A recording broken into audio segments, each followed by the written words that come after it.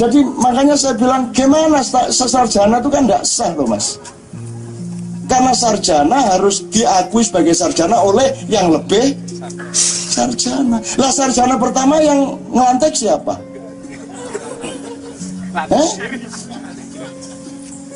Kok dia sah jadi sarjana? Yang pertama dulu yang ngelantik siapa? Berarti tidak sah kan mas? Loh sekarang kan untuk jadi S1 dilantik oleh S2, S3 kan gitu.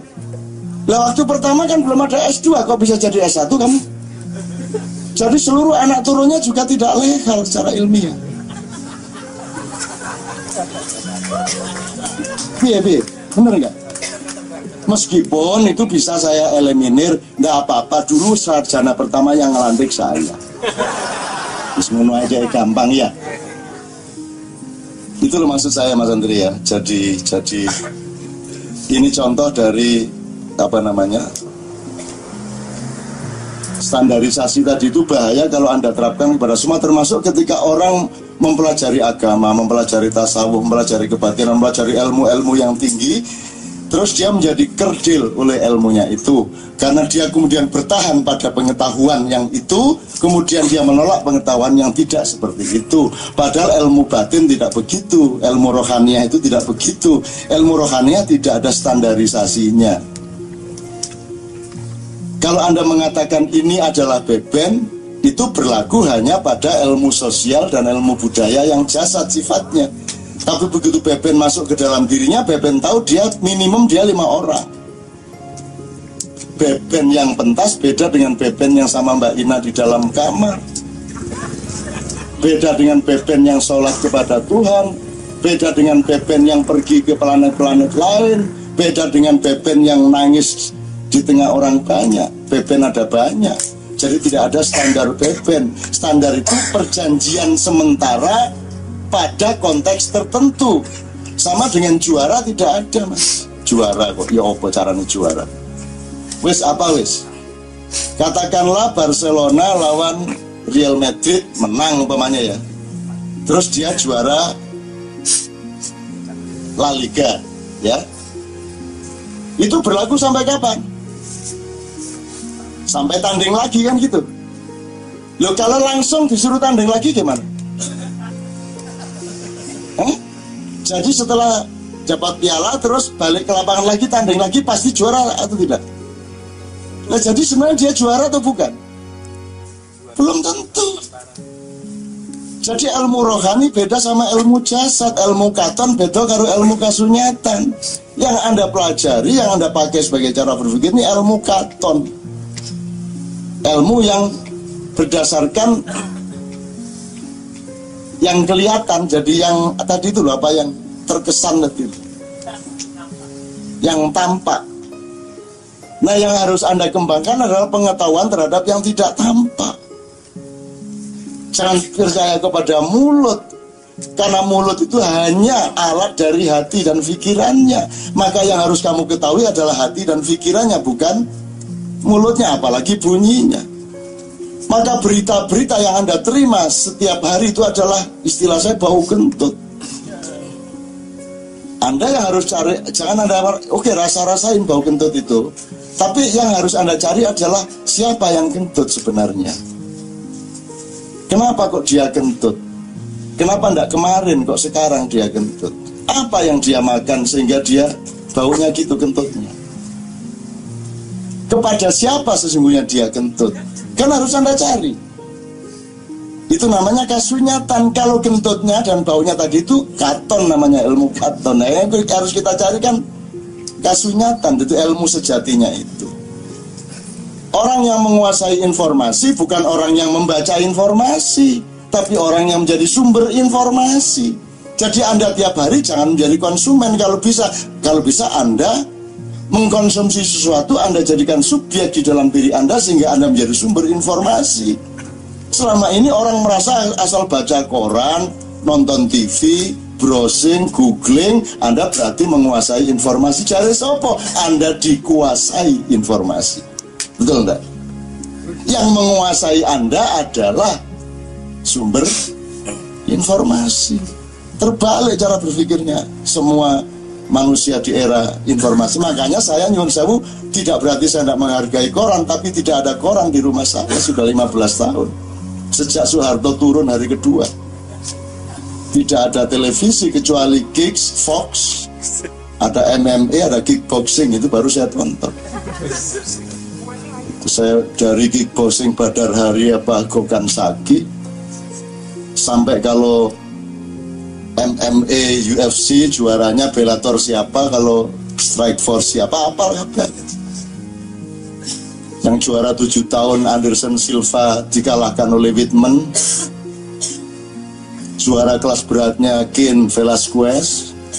Juara kelas berat ringan sekarang Whitman dari New York. Juara kelas menengahnya sekarang si siapa jenenge musuhnya Shogun Rua. Apal kabeh aku rek. Itu loh. Itu baru informasi bagi saya karena jelas iki wong gelut ini. Kalau yang sana terkesan gelut. Kelihatannya ini bangsa Indonesia sedang mengalami ngono-ngono itu terkesan. Gitu loh. Aku gak masalah sih dengan itu semua. Jadi nanti pertanyaan Anda saya jawab. Jadi jangan standarisasi ya. Jadi KC ada standarnya enggak? Bahwa KC harus gini, enggak ada, sakarpe. Menungso kok. Dan terbukti sampai jam 3 Anda semua adalah orang yang bertanggung jawab. Orang yang terjamin kejujurannya, orang yang terjamin kebersamaannya, orang yang terjamin kejernihannya. Buktinya sampai jam 3 tidak ada masalah Anda. Dan tidak ada yang lebih pandai, tidak ada yang lebih hebat. Semuanya sama satu sama lain karena niatnya baik semua. Dan ini tidak akan menjadi apa-apa juga. Ya gini toh, ya tidak apa-apa, mau apa. KC itu baik, tapi kalau KCis itu menjadi munafik. Kalau KCisme untuk parpol tertentu menjadi kemunafikan sistemik. Rawahu kadang. Jadi gitu, makanya standarisasi itu baik untuk bisnis, baik untuk aturan-aturan teknis negara. Tapi dalam kebudayaan jangan sibuk dengan standarisasi. Kalau kebudayaan tuh biarkan ilmu barang. Loh, pemahamanmu hari ini harus kamu relakan untuk hancur besok pagi. Karena kamu akan dapat pemahaman yang baru seperti beras dan nasi tadi. Kebanyakan orang padinya dikekep terus. Akhirnya nggak pernah dapat beras apalagi nasi. Itu loh teman-teman sekalian. Disinilah yang menjadi ciri KC, Ma'iyah dan lain sebagainya. Orangnya merdeka, orangnya bebas. Kesini tidak karena pamrih apa-apa. Kesini karena sedang menyerap energi-energi dari seluruh galaksi, langit dan bumi. Kemudian aplikasinya akan bagaimana, itu soal gampang. Karena Anda menjadi orang yang, kalaupun Anda tidak mampu, Anda adalah orang yang terbimbing. Anda tidak tahu arah, Anda diarahkan oleh Allah. Kan begitu. Anda tidak tahu ngomong apa, Anda dibikin ngomong oleh Allah. Karena sesungguhnya yang ngomong itu adalah Allah. Loh, memang gitu.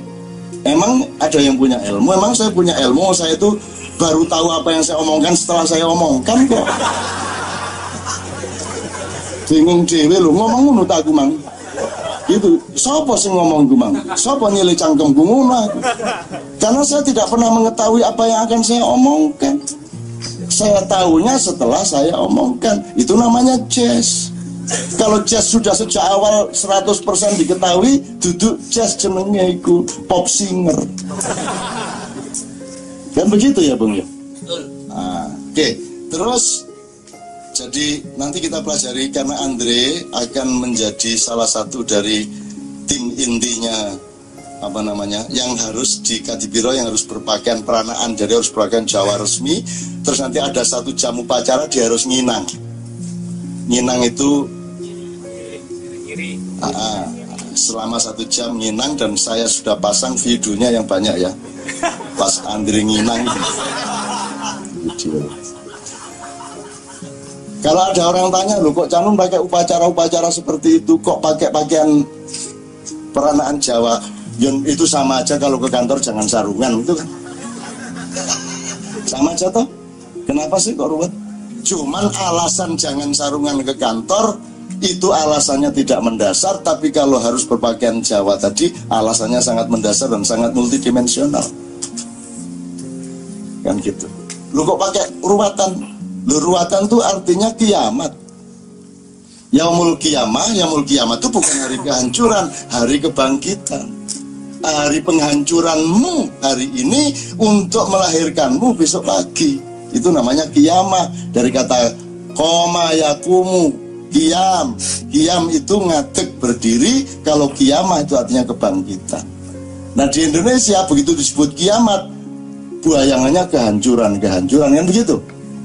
Kiamat itu bisa berlapis-lapis, bisa sugro, bisa kubro, bisa sedengan, bisa software, bisa hardware. Yang Anda pahami, umum pahami sebagai kiamat adalah kehancuran hardware. Itu pun Anda baru akan tahu gunung terbesar di dunia itu nanti beberapa tahun lagi. Sekarang sudah mulai ada yang tahu.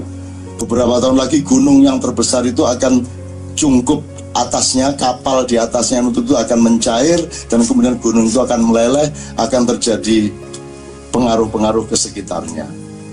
Gunung itu tidak terletak di Asia. Oh sekarang ilmu kelihatan aja kamu nggak tahu, karena orang tidak pernah menyangka itu gunung, teman-teman sekalian. Jadi saya kembalikan ke soal standarisasi dan Dadang tadi. Tolong Dadang jangan didengarkan puisinya, tapi dengarkan kenapa dia bikin puisi itu dan apa alam pikirannya sehingga dia bikin puisi seperti itu. Itu ceritanya. Kan Dadang ini penghuni surga. Cuman bukan surga seperti yang sama kita loh ya. Ono surga dewe. Nah, karena dia bukan tipe manusia, dia bekecot. Lah rumahnya dibawa kemana-mana itu. Jadi saku kanannya itu dapur, saku kirinya itu ruang makan, gitu. Itu kan celonone kewandel kayak ngono kan. Tapi I love him very much ya. Oke, mudah-mudahan dia, orang yang mengaku kafir adalah orang yang cenderung muslim kan gitu kan. Orang yang mengaku muslim adalah orang yang cenderung kafir. Nah dia terang-terangan saya kafir liberal. Nah, berarti dia lumayan muslim. Terus nanti Tuhan marah, apa kamu ngaku kafir? Katanya Rahman Rahim, kok marah? Gitu. Dia berani sama Tuhan kayak gitu, kayak orang Madura itu. Kalau dagangannya ndak laku terus ndangak, cari Rahman Rahim. Masa nggak laku-laku. Akhirnya ngancam, udah kalau sampai 2 hari lagi nggak laku-laku, anak saya mau sekolah nggak bisa bayar, ya sudah sekarang saya tak judi aja.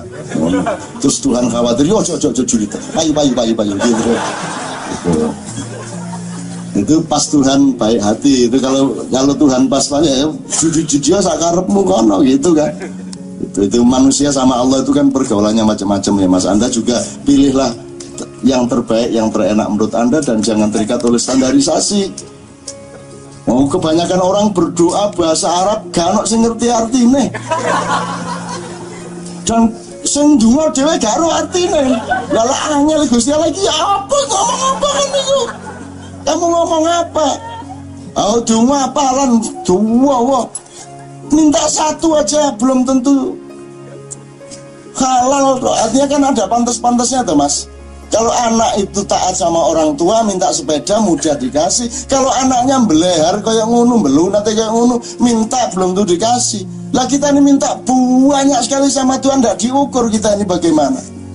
Apalagi mintanya bahasanya dia sendiri tidak paham. Kan itu njaluk apa rek? Kamu itu minta apa? Untung Allah itu maha pemurah sehingga yang dilihat adalah isi hatinya, bukan bunyi mulutnya. Lu Tuhan mempermudah. Sehingga ketika Zainul selawatan sangat indah dan mengagumkan di Maroko bersama Kiai Kanjeng, rektor Universitas Al-Akhwain itu langsung naik panggung. Zainul didekep lama sekali dan diomongin, ditanya bahasa Arab, Zainul meneng.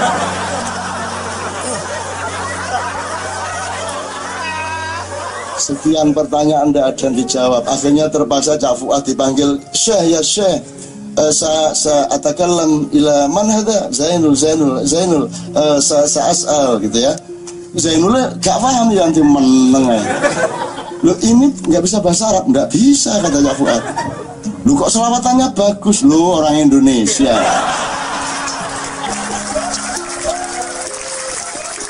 Bagus, orang Arab kalah bagusnya, fasihnya. Sayyidi Abu Bakar hubbukum bil qiyamati dhuharin. Wah. Wah, kagum semua, ternyata gak roh artinya. Ya apa Indonesia? Gimana orang Indonesia ini? Untung Allah Maha Pemurah sehingga dia bukakan pintu. Ndak apa-apa kamu ndak paham. Yang penting kamu membaca kalimatku, aku senang dan aku cintai kamu, kan gitu. Jadi sudahlah, nggak apa-apa kamu hidupmu itu menghafal Al-Quran kok, ya ndak apa-apa. Mudah-mudahan kamu dapat rezeki juga, karena apa keahlianmu hafal Quran? Menurut ngelamar nang kantor nanti hafal Quran. Hafal Quran liwet gak iso, umbah-umbah gak iso, eso-eso piring gak iso, ngojek izin, hafid kok ngojek. Hah? Lah ya gimana? Itu loh teman-teman sekalian. Oke. Nah terakhir yang soal kasihlah saya kriteria bagaimana yang seharusnya yang menjadi wakil rakyat dan presiden. Kalau Anda bisa menjamin bahwa omongan saya dipakai, saya omongkan.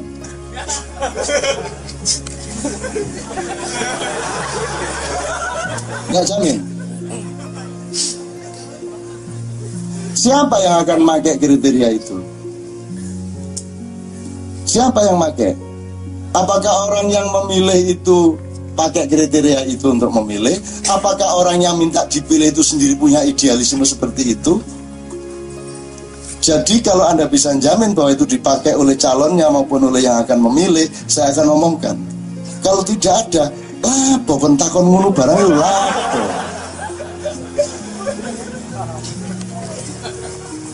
Untuk apa nanyain seperti itu loh? Nggak ada yang make loh mas. Nggak ada yang make tuh mas. Nah ya sampai ini loh lapo.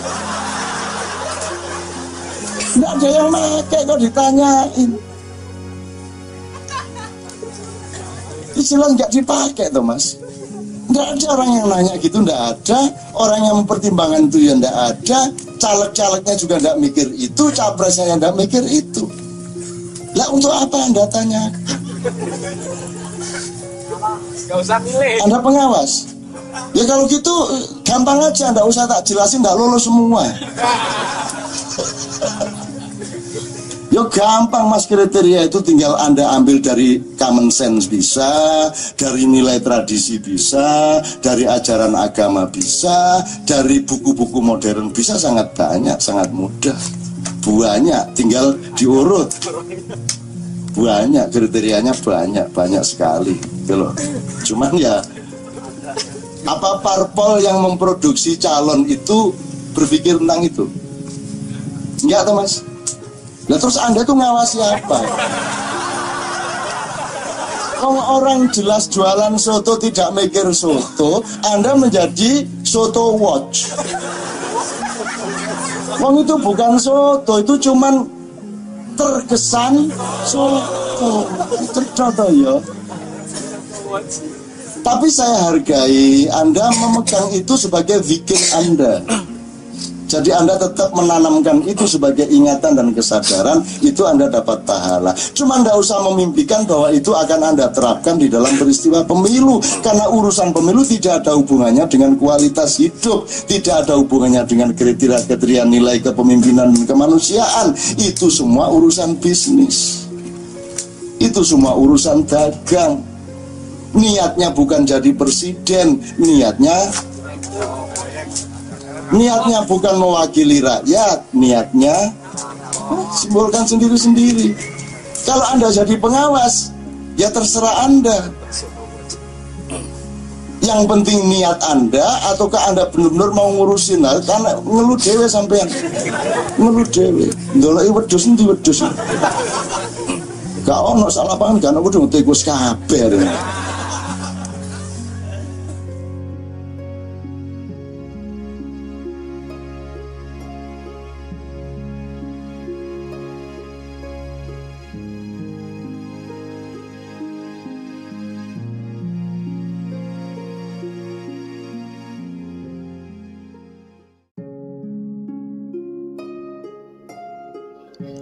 Assalamualaikum warahmatullahi wabarakatuh. Pahami dirimu agar kamu selalu dapat petunjuk dari Allah. Salah satu himne Ma'iyah adalah aransemen, syair, dan lagu Hasbunallah. Banyak langgar-langgar atau surau di Jawa Timur yang memakai itu sebagai pujian sebelum sholat maghrib atau isya serta subuh. Apa artinya? Maksud dan bagaimana membreakdown pemaknaannya? Hasbunallah wa ni'mal wakil, ni'mal maula wa ni'man nasir. Cukuplah bagi kami Allah sebaik-baiknya pelindung dan sebaik-baiknya penolong kami. Segelombang dan sudah diteguhkan dengan iya kana budua iya kana stain, hanya engkaulah yang kami sembah dan hanya kepada engkaulah kami meminta pertolongan. Kita ditimpa masalah dalam kehidupan di dunia, kita perlu pertolongan, butuh perlindungan. Dalam Islam, kita sangat dianjurkan untuk selalu berkuah-kuah, bekerja sama, saling tolong-menolong. Jamaah Ma'iyah sejak awal membangun pasu duluran tanpa tepi, mengidentifikasi kebersatuan mereka dengan al-mutahabina fillah, orang-orang yang menyatu dan bersaudara semata-mata karena Allah Subhanahu wa Ta'ala. Yang simpul pusatnya adalah cinta kepada Kanjeng Nabi Muhammad SAW. Tetapi ada tingkat-tingkat urusan dan masalah yang berada di luar jangkauan kerjasama dan tolong-menolong antar manusia. Dalam narasi Hasbunallah, itu ditegaskan bahwa yang menolong adalah Allah sendiri. Dan manusia yang bermasalah tidak perlu meminta pertolongan serta perlindungan kepada yang selain Allah. Tidak kepada sesama manusia, tidak kepada teman keluarga, suami, istri, anak-anak, sahabat, anak buah, umat, masyarakat, kolega, santri, geng, klub, golongan, teman, separtai, atau ormas, kantor, institusi, atasan atau bawahan, hukum negara, hukum adat, norma sosial atau apapun itu. Hanya kepada Allah kita memohon pertolongan dan itu cukup Allah yang menolong dan melindungi kita. Suatu hari rumahmu dibakar orang entah oleh siapa karena paugeran budaya para tetangga berdatangan berkerumunan berjuang ikut memadamkan api. Tapi kalau apinya abstrak, rumah yang dibakar bukan rumah fisik, melainkan mungkin martabat, harga diri, keselamatan sosial, atau koordinat eksistensi dalam peta masyarakat. Para tetangga itu tidak jelas, karena perkaranya mungkin tidak kasat mata dan ada di depan penglihatan.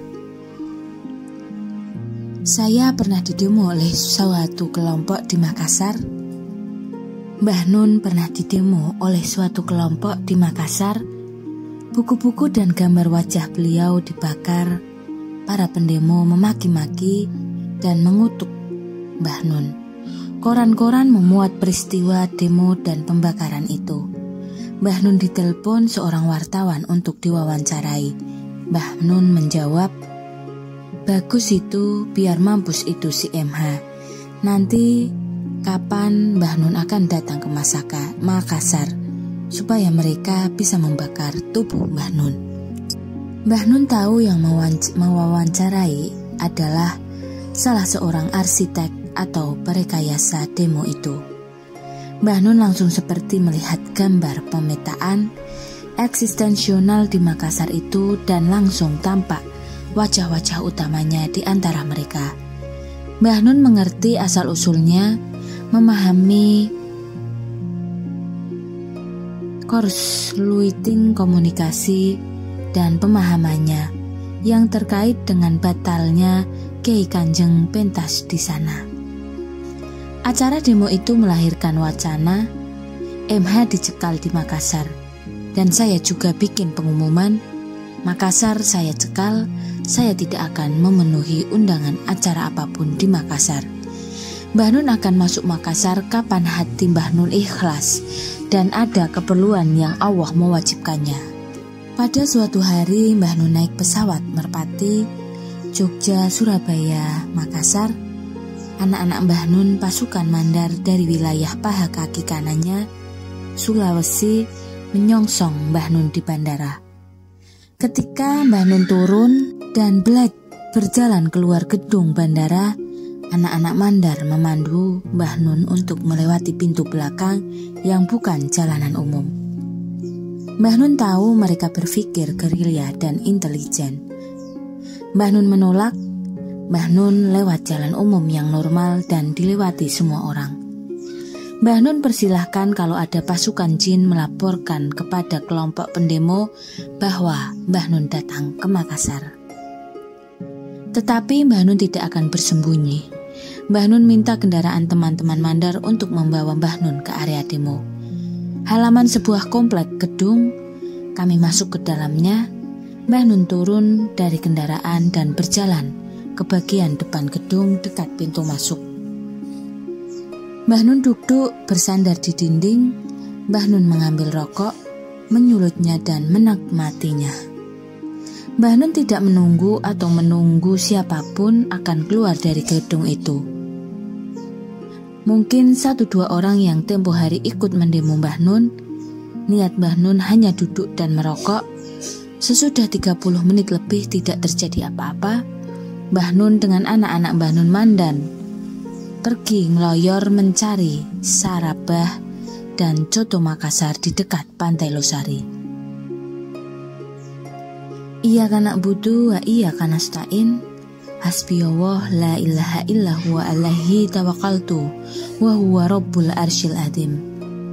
Saya tidak meminta pertolongan kecuali kepada Allah, dan itu lebih dari cukup. Selama hari-hari sesudah demo, Mbah Nun menerima SMS dan telepon dari sejumlah tokoh dan teman-teman di Makassar yang menyatakan bahwa mereka tidak tahu menahu soal demo tersebut, bahwa mereka tidak terlibat dalam demo tersebut, mereka tidak ikut-ikut dalam persoalan yang melahirkan demo tersebut, bahwa bahasa Jawa selangnya atu ola elulo. Sejenis itu juga Mbah Nun pernah mengalami peristiwa lumpur Sidoarjo. Demo 1 juta orang di alun-alun utara Jogja sudah Pak Harto Mbah Nun turunkan. Juga ketika pelaku medsos memanipulasi Mbah Nun, mengeksploitasi pernyataan Mbah Nun, mengedit video Mbah Nun, memotong buntut ucapan Mbah Nun, bikin framing yang memfitnah Mbah Nun, memanfaatkan editan dari bahan Mbah Nun, mengadu domba kelompok-kelompok kepentingan politik nasional, serta berbagai macam bentuk kemudorotan sosial dan fitnah. Jawaban Mbah Nun tetap sama, ya cukup jika kamu bersabar dan bersiap siaga dan mereka datang menyerang kamu dengan seketika itu juga, niscaya Allah menolong kamu dengan 5.000 malaikat yang memakai tanda. Dan Allah lebih mengetahui daripada kamu tentang musuh-musuhmu, dan cukuplah Allah menjadi pelindung bagimu, dan cukuplah Allah menjadi penolong bagimu. Mbah Nun memilih bersikap minimal, bersikap puasa sehingga tidak memimpikan makanan, tidak berharap siapapun penduduk bumi membelamu, tidak juga umatmu, jamaahmu, keluargamu, para berjuang di markas besar gerakan sejarahmu, sahabat-sahabat dekatmu atau teman-teman jauhmu, atau siapapun saja. Bahkan kita harus siap untuk tidak hanya tidak dibela, melainkan malah disalahkan dan dimarahi. Tetapi juga jangan salah sangka, tidak berarti sesama manusia tidak ada yang menyayangimu. Karena hanya Allah, tapi Allah tidak hanya. Sekian. Wassalamualaikum warahmatullahi wabarakatuh.